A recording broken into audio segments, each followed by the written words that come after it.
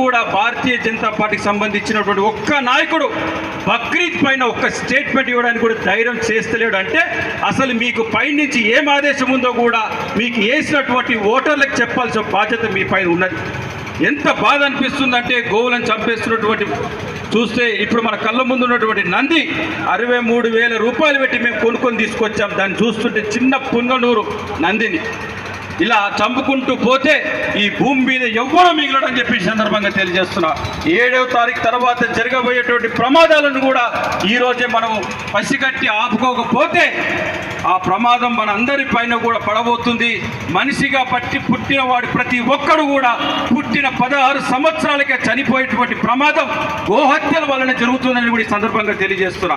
ఈ భూమాతకి గోమాతని దూరం చేస్తే ఈ భూమాత పైన బ్రతుకున్నటువంటి మనందరం కూడా సజీవ సమాధి అవుతామని కూడా నేను ఈ సందర్భంగా తెలియజేస్తున్నా. అందరం సంఘటితం అవుతాం.